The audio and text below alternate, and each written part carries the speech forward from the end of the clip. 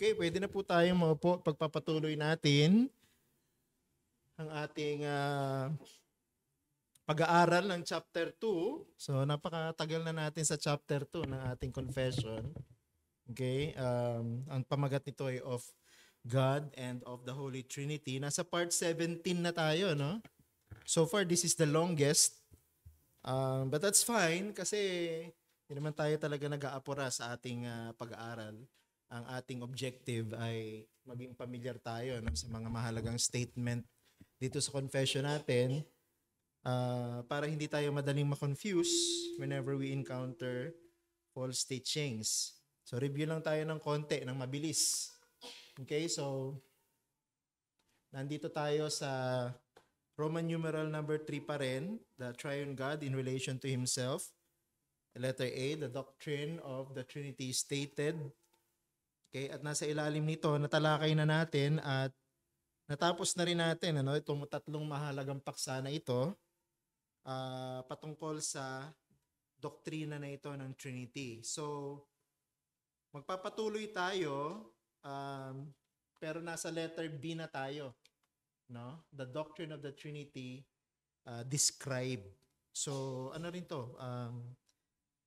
May kinalaman pa rin sa Trinity, pero yung huling mga statement na lang na natitira dito po sa chapter 2, particularly paragraph 3. So, nandito na tayo sa part na ito. No? All infinite, without beginning, therefore but one God, who is not to be divided in nature and being, but distinguished by several peculiar relative properties and relations. Okay, so ang tinutukoy pa rin po dito sa part na ito ng ating paragraph ay ang relationship and distinction between the persons of the Trinity. Okay, so napag-aralan na natin na ang Trinity ay ang turo patungkol sa nag-iisang Diyos lamang pero may tatlong magkakaibang persona. Pero ito pong tatlong magkakaibang persona na ito ay hindi magkakahiwalay. At hindi rin po magkakaiba ang kanilang katangian. Iisa lamang po ang katangian nila, pero sila po ay distinct. Pag sinabing distinct, ang Ama hindi siya ang Anak hindi siya ang Banal na Espiritu, ang Banal na Espiritu hindi rin siya ang Ama at ang Anak. Ito pong statement na ito ay mahalaga sapagkat may kinalaman din po ito sa mga kontrobersiya na bumabalot sa doktrina ng Trinity. Kaya dito sa ating discussion sa letter B ng ating pong the doctrine of the Trinity described, ay tatalakayin po natin ito pong issue ng subordinationism. Okay, so ito pong statement na ito, yung binasa natin kanina sa paragraph 3, is a reference to a theological discussion patungkol po dun sa heresy na kung tawagin ay subordinationism.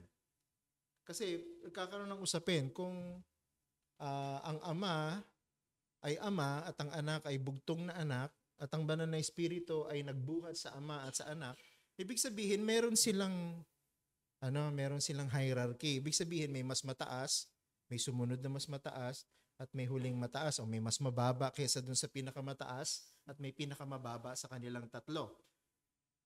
Yan po yung heresy ng subordinationism. Mamaya papaliwanag ko kung bakit siya naging heresy. Pero yung mga sumulat ng ating confession, para sa kanila mahalaga ito. No? At gusto kong ipakita sa inyo sa pamamagitan ng dalawang statement. Yung isa ay negation at yung isa ay affirmation. So pag sinabi nating negation, ito yung hindi natin tinatanggap patungkol po sa issue ng subordinationism. We deny that the deity of the Son and of the Holy Spirit is essentially subordinate to that of the Father. Kaya siya tinawag na subordinationism kasi yung pagiging Diyos ng Anak at yung pagiging Diyos ng Banal na Espiritu, kasama ng ibang mga katangian nila, ay nagpapailalim lamang o nasasakop ng nakahihigit na pagiging Diyos ng Ama. So, ibig sabihin, ang Ama ang pinakamataas na Diyos. So, yung Anak at yung Banal na Espiritu ay mas mababa. Bagamat sinasabi pa rin naman ng subordinationism na heresy na kinikilala nila na Diyos ang anak at Diyos ang banal na espiritu. Pero kung ikukumpara sa Ama, mas mababa sila na uri ng pagiging Diyos kaysa sa Ama. Kaya nga tinawag na subordinationism. So we do not accept that. Okay? Hindi natin tinatanggap na hindi pantay ang pagiging Diyos ng anak at ng banal na espiritu sa pagiging Diyos ng Ama. Pero meron din tayong affirmation. No? So kung meron tayong negation, meron din tayong affirmation. Ibig sabihin, hindi natin 100% na iniiwasang gamitin yung term na subordination.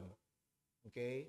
Walang masama sa term na subordination as long as malinaw sa atin kung anong kahulugan ng ating paggamit. At yun ang pag-aaralan natin ngayong hapon. And this is what we affirm. The essence of the Son and the Holy Spirit is underived and self-existent. The person of the Son is derived by way of eternal generation from the Father, and the person of the Holy Spirit is derived by way of eternal procession from the Father and the Son. Now, yung paggamit natin ng salitang derived and underived dito, kailangan nating i-define. So, pag sinabi natin yung essence, yung pagiging Diyos ng anak at yung pagiging Diyos ng banal na espiritu ay underived. Ibig sabihin, hindi po ibinigay lamang ng Ama ang kanilang pagiging Diyos. Kumbaga, ang Ama ang pinagmulan ng pagka-Diyos ng anak at ng pagka-Diyos ng banal na espiritu. Hindi ganon. Okay, yun ang sinasabi natin na underived dito. Hindi hinango ang kanilang pagiging Diyos o kaya hindi ibinigay lamang ng Ama ang kanilang pagiging Diyos. Sila ay pantay na Diyos sa Ama at sa banal na espiritu at sa anak. Pero hindi sila tatlong Diyos. Sila ay isang Diyos lamang. Pero yung salitang derived dito, the person of the Son and the person of the Spirit, derived, ibig sabihin, may kinalaman ito dun sa revelation ng kanilang relationship sa isa't isa. Kumbaga, ang Ama siya, noon pa man. Ang anak na siya, noon pa man. Kaya siya anak, kasi ito ay in relation to the Father. Kaya nga anak may ama, may anak. Pero hindi ibig sabihin, ipinanganak si Jesus, kaya siya naging Diyos. O kaya, ibinigay lamang ang kanyang pagiging Diyos. Yung pong Son, pagiging bugtong na anak, at yung pagiging nagbuhat ng banal na espiritu sa Ama at sa anak ay kung paano ipinakilala sa atin ang Trinity sa Bible in relation to one another. So yung Ama, di ba sabi natin noong nakaraan, wala. Is none. Ibig sabihin, he's not related or he did not derive his fatherhood from anyone else. Siya yung Father from eternity. Pero yung Son, derive niya yung kanyang pagiging Son from the Father. Yung Holy Spirit, nagbuhat siya o ipinadala siya ng Ama at saka ng anak. Paano natin nalaman yun? Yun ang nakasulat sa Biblia, di ba?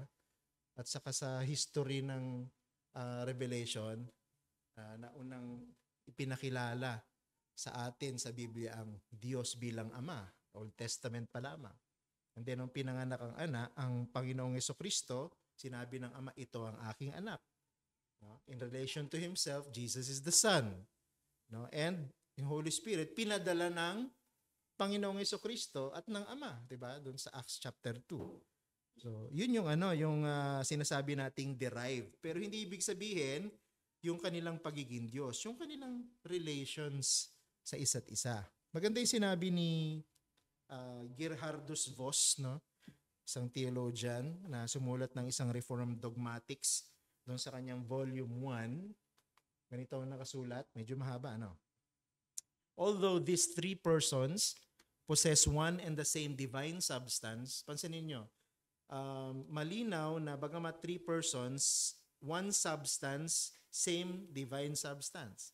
Scripture nevertheless teaches concerning their personal existence, the Father is the first, the Son the second, and the Holy Spirit is the third. And the Son is of the Father, the Spirit is of the Father, and the Son. Further, their workings outwardly reflect this order of personal existence, since the Father works through the Son, and the Father and the Son work through the Spirit. There is therefore subordination, ginamit niya yung salitang subordination, as to personal manner of existence and manner of working, but no subordination regarding possession of the one divine substance. Kita nyo, no? Ginamit yung salitang subordination, pero dinefine ni Gerhardus Voss. Sinabi niya, dun sa unang paggamit niya, merong subordination kasi when it comes to personal manner of existence and working, may nauna eh. Yung Father, and then the second is the Son, and then the third, Holy Spirit. Okay? So, meron talagang, in a sense, subordination. Pero, walang subordination pagdating sa divine essence. Hindi ibig sabihin, nauna yung Ama, yung kanyang pagiging Diyos ay higit kaysa dun sa anak. Nung sumunod yung anak, hindi ibig sabihin, higit yung pagiging Diyos ng anak sa banal na Espiritu. At dahil huli yung banal na Espiritu, pinakamahinang Diyos siya. Hindi ganoon ang ibig sabihin ng subordination. Okay? Ang pinag-uusapan nating subordination, kung papaano yung kanilang manner of existence, relationship with one another, and their work.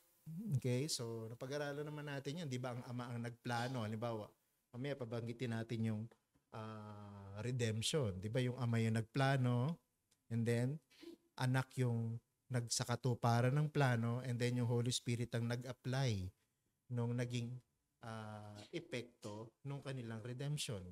So kahit doon 'di ba, sa work of redemption, merong nauna, may pangalawa, at may pangatlo. Pero hindi ibig sabihin na dahil nauna, mas mataas.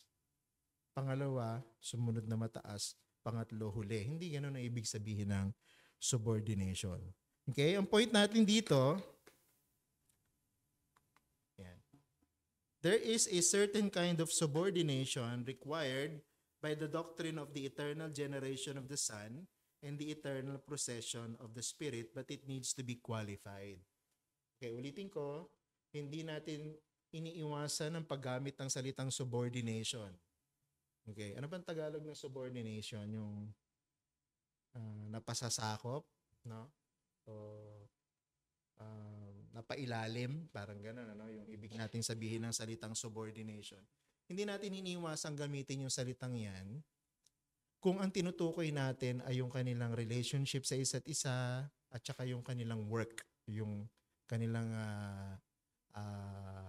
activities as God. Okay? Pero, hindi natin ginagamit yung salitang napasasakop o naipailalim pagdating sa pagiging Diyos.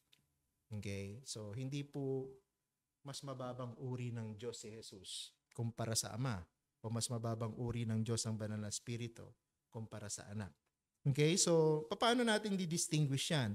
So, there are three kinds of subordination. Okay? So, gusto kong tingnan natin yung tatlong uri ng subordination. At dito, makikita natin na pwedeng gamitin ang salitang subordination basta ganito yung ating definition. Okay? Yung una ay tinatawag na economic subordination. Okay? Ano ibig sabihin ng economic subordination? Define natin. This describes how the three persons function in relation to one another in the accomplishment of divine activities. Okay? So, pag sinabing economic subordination, hindi yung economy na may kinalaman sa inflation or purchasing power ng pera. Hindi ganun ibig natin sabihin ng economy. Ano? Dito. Ibig sabihin ng economy, yung pagkakasunod-sunod ng kanilang revelation when it comes to their function or divine activities. There is subordination in the modes of divine operation. Ibig sabihin, meron silang kanya-kanyang papel na ginampanan, especially when it comes to the issue of creation and redemption. Okay? Saan natin nakuha yun? Sa Bible. Ba? Kung paanong isinulat sa atin ng mga authors yung pagkakasunod-sunod ng pagpapahayag sa atin o revelation sa atin, yun yung sinusunod nating order. Katulad nga no, di ba? Sa Old Testament pa lang, nagpakilala na ang Diyos, no? Kaya lang nagpakilala ang Diyos, siya'y Ama, di ba? Pero pagdating ng bagong tipan nung ipinanganak ang Panginoong Hesukristo, ipinakilala ng Ama yung anak bilang bugtong niyang anak. Pagkatapos, nung pumanik na ang Panginoong Jesucristo, pinakilala niya ang banal na Espiritu dahil sinugo niya ito. Ngayon, hindi natin sinasabi na yung ama, siya rin yung anak ha, na sa lumang tipan, ama siya. Tapos dun sa bagong tipan, naging anak na siya. Tapos dun sa Acts, Book of Acts, naging Holy Spirit na siya. Hindi po. Ano rin po yun? Heresy din yun. Heresy po ng modalism yun or Sabellianism. Okay, so hindi rin po yun ang ibig sabihin nun. Ito, ang tawag natin yan, economic. Merong subordination in the modes of divine operation. Ano ibig sabihin natin yan? Point natin dito,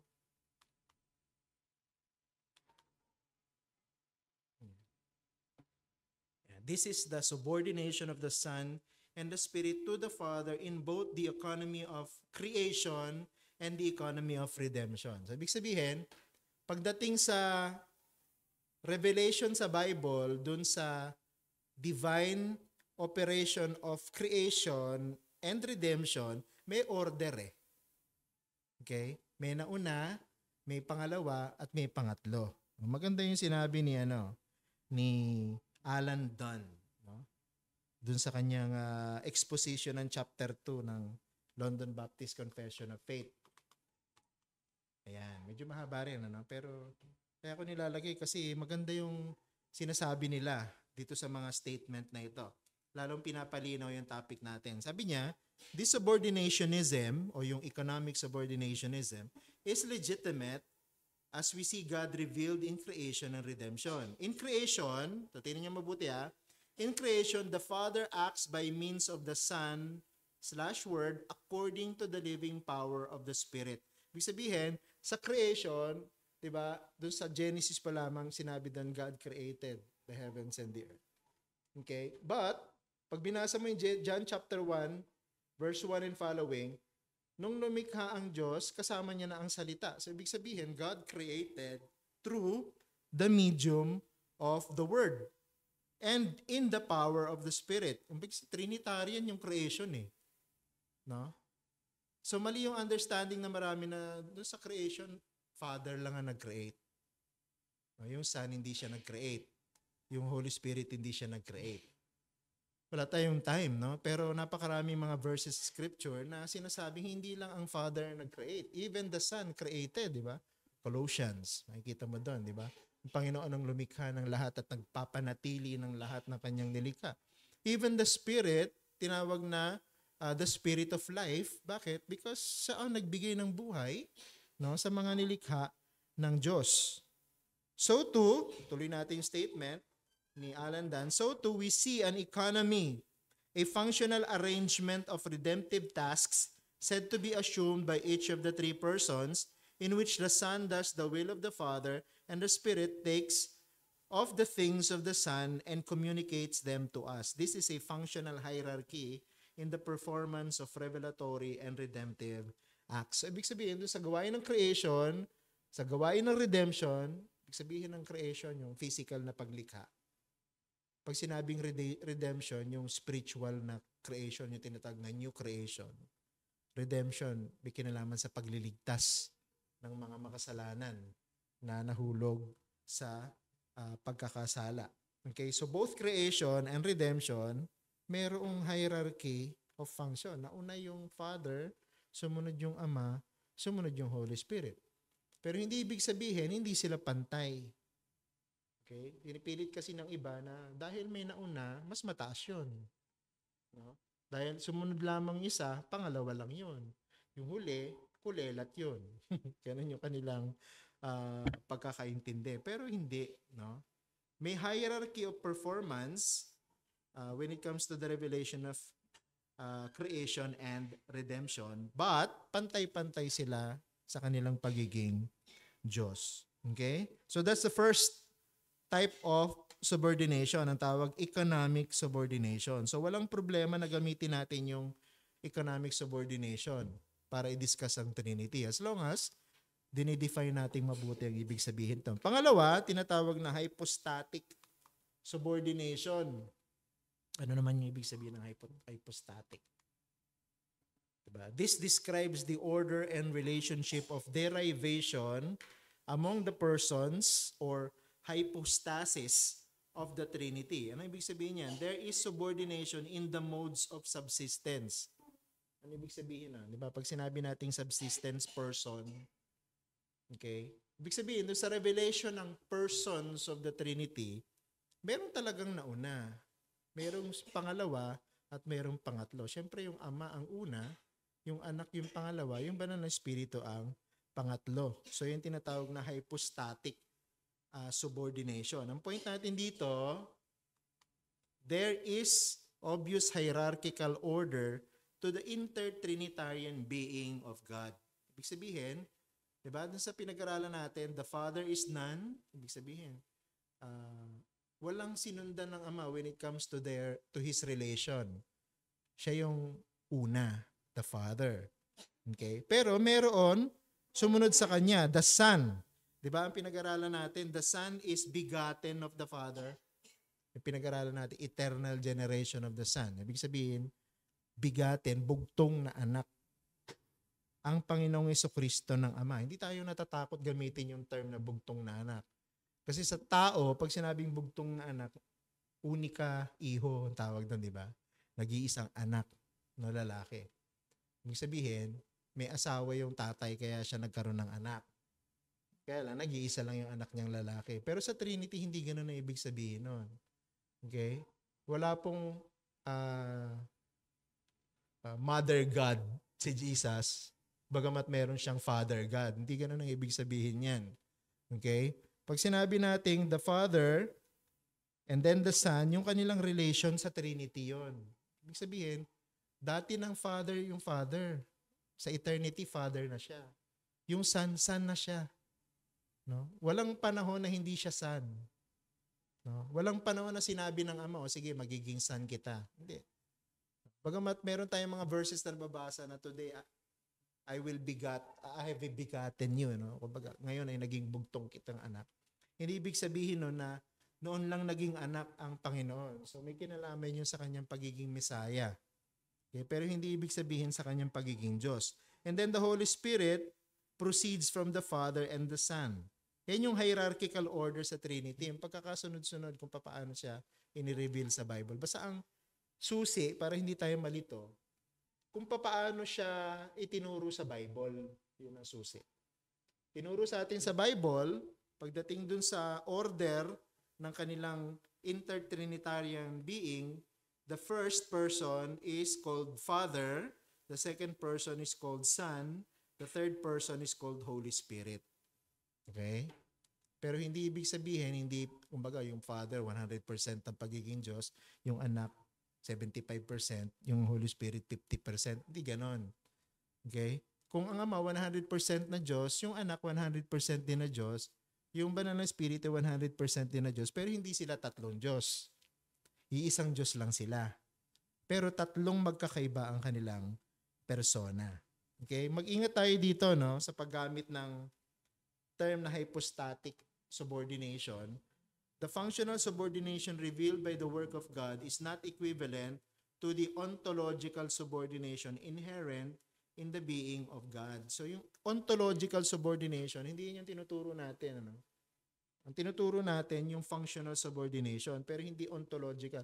Kasi pag sinabing ontological, yun yung by nature, o kaya yung kanilang very being. So pagdating sa kanilang pagiging nature at pagiging Diyos, wala pong subordination. Wala pong ilalim yung isa dun sa isa. Pantay-pantay nga sila eh. No? So bakit masyadong binibigyan ng diin ng mga sumulat ng confession nito? No? Kasi nga maraming mga false teacher, no, na kumakalat nung panahon nila at maging sa panahon natin ngayon, di ba? Lahat po ng, sabi ko nga sa inyo, lahat po ng mga false religion ngayon, hindi sila naniniwala sa Trinity. Okay? Ang naniniwala lang po sa biblical teaching ng Trinitarianism ay walang iba kundi ang evangelical Christianity. Okay? So tayo po mga born-again Christian na yumayakap sa salita ng Diyos. Tayo lang ang naniniwala sa teaching na ito ng Trinity. Lahat, dinideny nila yan. No? Hindi sila naniniwala dyan. Kasi sabi nila, Hindi pwedeng tatawaging anak pero kapantay ng ama. Paano naging kapantay ng ama yung anak? Anak nga eh. Diba? Yung iba nga sabi nila, Holy Spirit, hindi naman person yun. Force lang yun. Kasi Holy Spirit yun eh. Spirit nga eh. Diba? Sabi nila, paano magiging person yung Spirit? Yun yung mga argumento nila. Okay? Pero yun ay pinipilit lamang nila kasi ayaw nilang maniwala sa teaching ng Trinity sa Bible. So, pagdating dito, mahalaga yung John chapter 1 verse 1 and 2. Yan. Diba? So, pag-ingatan natin, tama yung functional subordinationism, pero yung ontological subordinationism is wrong.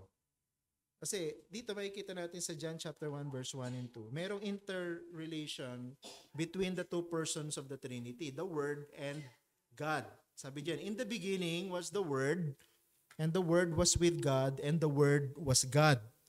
He was in the beginning with God. Okay? So, bakit ko binanggit itong talata na ito? Observation natin. Yan. There is clear distinction between God and the Word as to their relationship but not to their essence. Di ba sabi, in the beginning was the Word.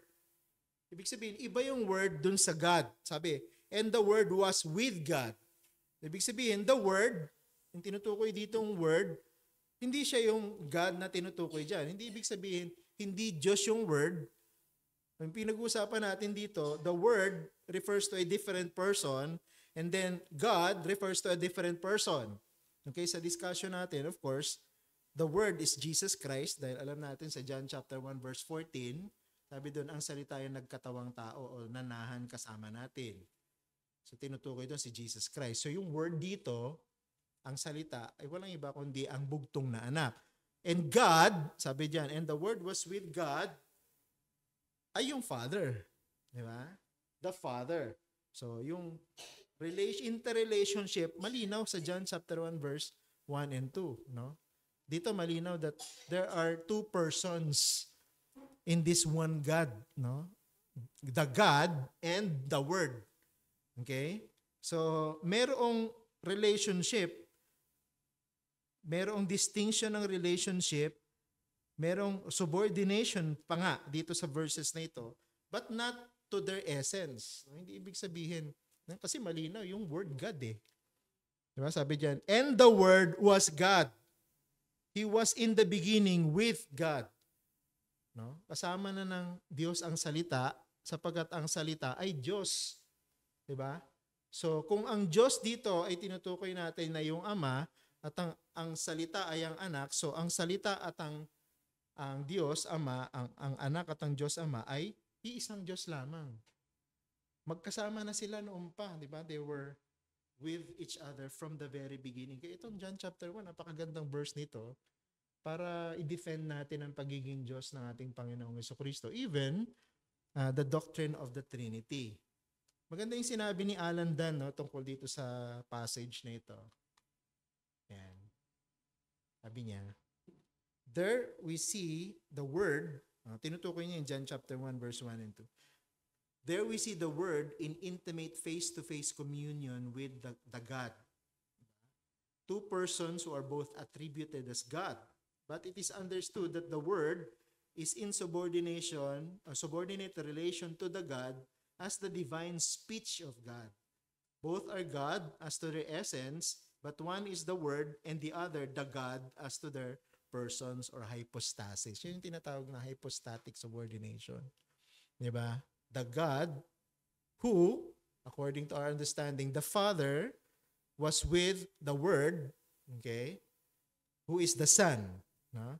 So, ibig sabihin, the Father came first in this hypostasis revelation and then followed by the Son. So, nauna yung Ama, sumunod na ipinakilala yung anak. Pero magkasama na sila. At pareho silang Diyos. Iisa silang Diyos. Okay? Kaya litong-lito yung marami eh. Pagdating dito sa teaching na ito, no? Pagka hindi mo na sundan, no, yung interpretation na ganito, malilito ka talaga. Kaya siguro yung iba, ayaw nilang tanggapin yung Trinity. Okay? Kasi mas madaling i-deny kaysa intindihin. ayaw ko na intindihin kasi nalilito ako. No? So, ang sakit yung ulo ko. So, hindi ko na lang paniniwalaan. Ayun yung pinakamadali eh.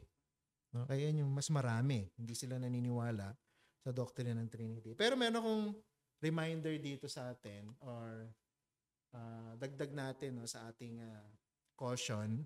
This second type of subordinationism is legitimate only to the extent that we do not insist any division of divine essence. Sabi dun sa ating confession, one God who is not to be divided in nature and being. So, ibig sabihin, okay lang na, i-distinguish natin yung persons. Okay lang na sabihin natin may nauna pagdating sa revelation, Father, Second Son, Third yung Holy Spirit.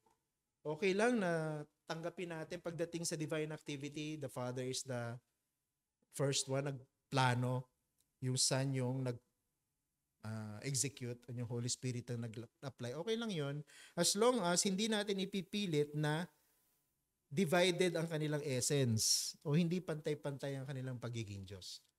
Kung iiwasan natin yon, pwede natin gamitin ang hypostatic subordinationism. Okay? And then the third one, ito yung pinaka maikli at pinaka mali sa lahat. Yung tinatawag na essential subordinationism. Ano ibig sabihin ng essential subordinationism?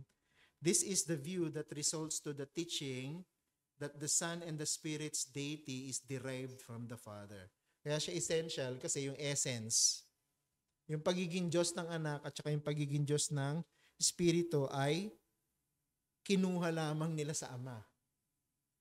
Baga, ano bang parang inambunan lang ng Ama ng pagiging Diyos yung anak at saka yung Espiritu. Kumbaga, shinare lang ng Diyos yung kanyang pagiging Diyos sa anak, shinare lang ng Ama yung kanyang pagiging Diyos sa Holy Spirit, o shinare lang ni Jesus yung pagiging Diyos niya sa Holy Spirit. Hindi ganon. No? Hindi ganon yung ibig sabihin. Pagdating sa essence, iisa lang sila. Undivided. Hindi mo pwedeng hiwalay yung Ama dun sa anak at yung anak sa Holy Spirit. Kasi pag pinaghiwalay mo silang tatlo, dun ka na magkakaroon ng confusion. Okay? Lagi nyo tatandaan, bagamat tatlo yung persona, iisa lang silang Diyos.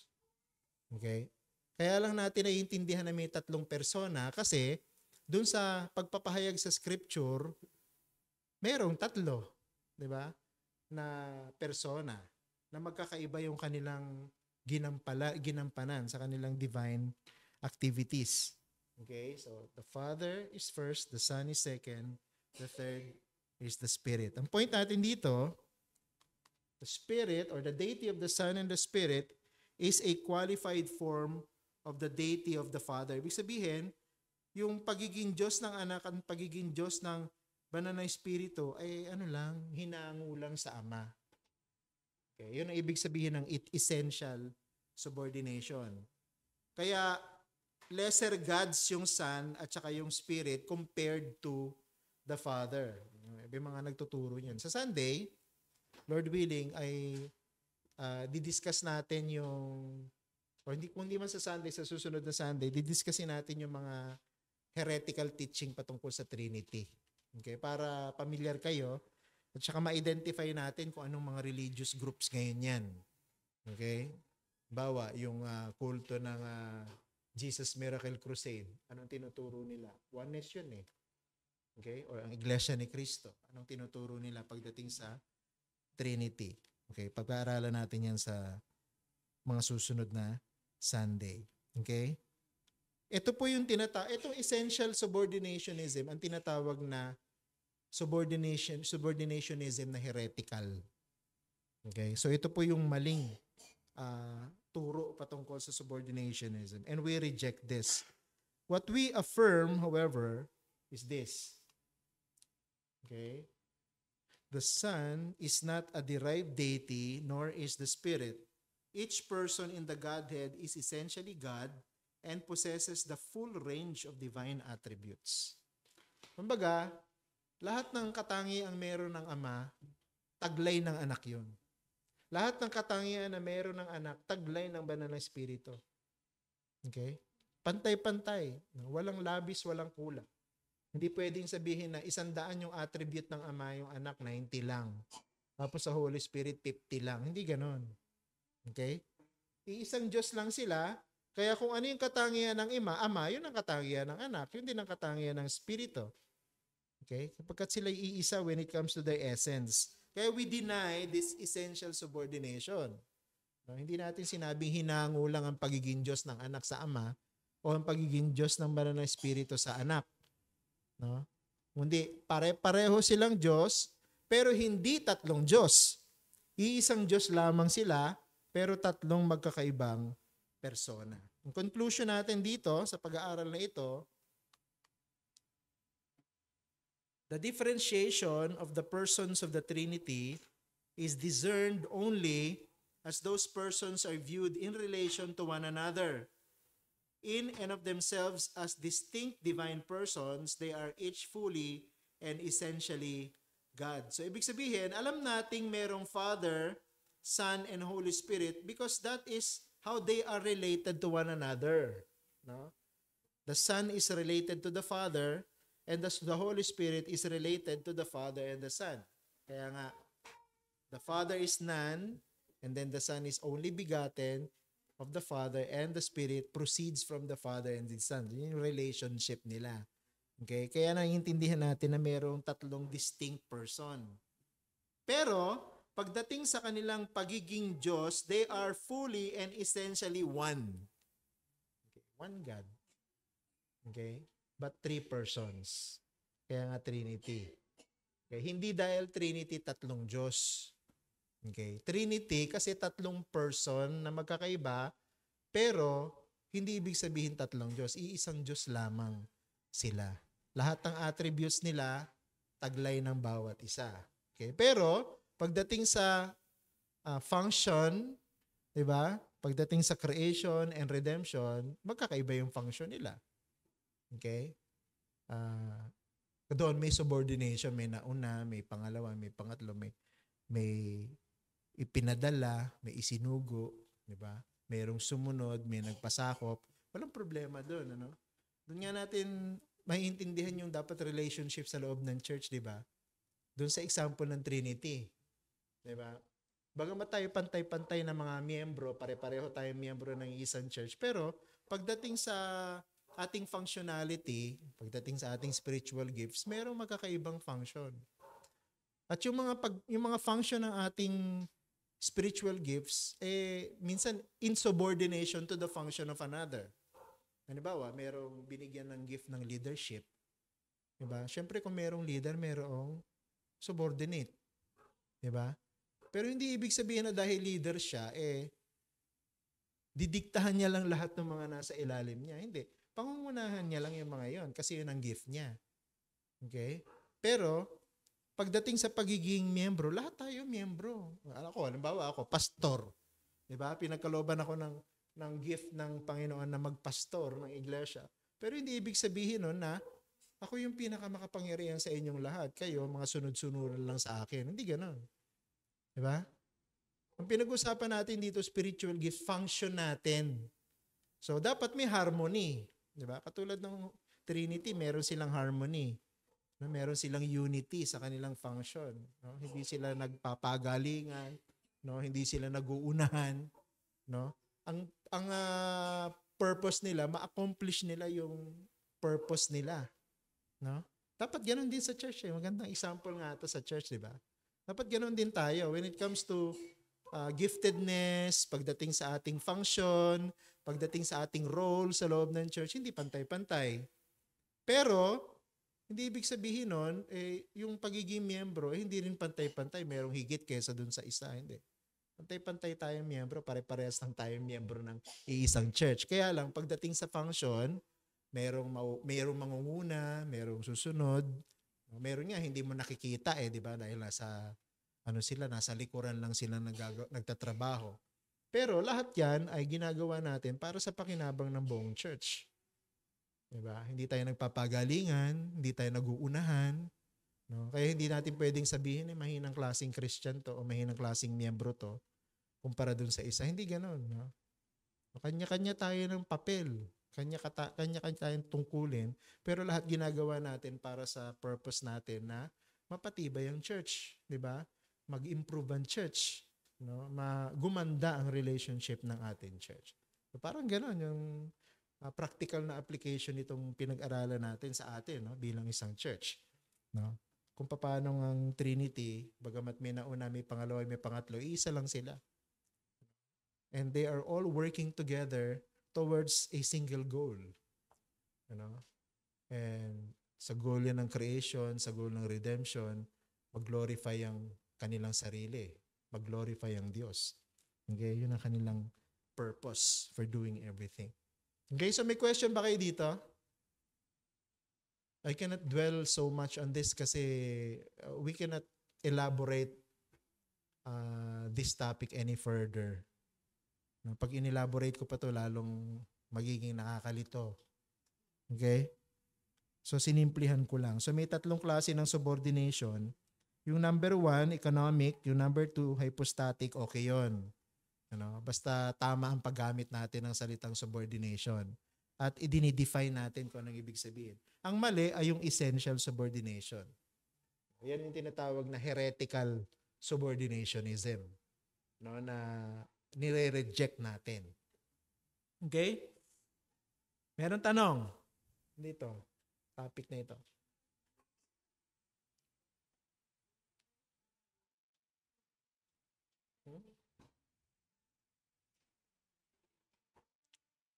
I'm not sure kung ito na yung huling bahagi ng paragraph 3. I think meron pang susunod dito. Okay? Yung last few statements. Talakayin natin sa Sunday, and then probably before we move on to chapter 3 ng confession, ay discussing ko muna sa inyo yung mga heresy, no, patungkol sa Trinity, na hanggang ngayon meron pa rin, no, na nag-i-exist sa panahon natin yun. Kaya lang hindi sila nagpapakilala dun sa pangalan ng heresy, nagtatago na sila sa pangalan ng mga relihiyon. Okay, so ibubunyag natin kung sino yung mga relihiyon na nagtuturo ng mga heresy na matagal nang kinondem ng church, pero pinagpapatuloy pa rin nila ngayon. No? So sino-sino sila at ano yung mga heresy nila, yun yung huli nating magiging topic bago tayo mag-proceed sa chapter 3 ng ating confession. Okay, so maiwanan na natin chapter 2. Medyo matagal na tayo sa chapter 2 eh. Okay, question. Clarification. Nalilito pa ba kayo pagdating sa Trinity? Basta ang sikreto lang, iisang Diyos, pero meron siyang tatlong magkakaibang persona. Ama, Anak, Espiritu. Pero hindi ibig sabihin tatlong persona, tatlong Diyos. Okay? Iisang Diyos lamang sila. Okay? Kaya tatlong persona dahil yun ang revelation sa atin sa Scripture. Pag sinabi sa inyo nung makakausap ninyo, bakit hindi sila tatlong Diyos? Bakit iisang Diyos lang? No? Kasi iisa lang naman ang Diyos sa Biblia, kaya lang naging tatlo, yun ang pagpapahayag sa atin. Yun ang turo ng Bible. Okay? Yun ang turo ng Bible, kaya natin siya pinaniniwalaan. No, hindi natin siya itinuturo kasi inimbento natin. No? Hindi rin ito inimbento ng mga theologian. Ito po ay turo ng Bible sa atin. Kaya natin siya pinaniniwalaan. Basta yung Ama, hindi siya yung Anak.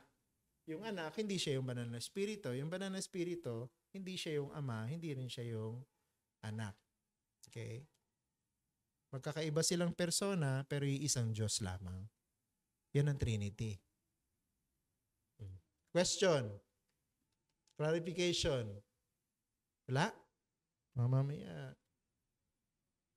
Paliwanag dito. Wala namang naiiwan sa inyong understanding. Ha? Baka lalo kayo nalilito. Iiwanan na natin tong topic na to. Okay? Question.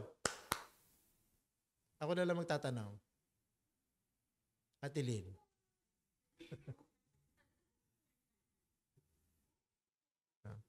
Wala? Sige, kung wala na, edi magpahinga muna tayo. Then mag-prepare tayo para sa worship service natin.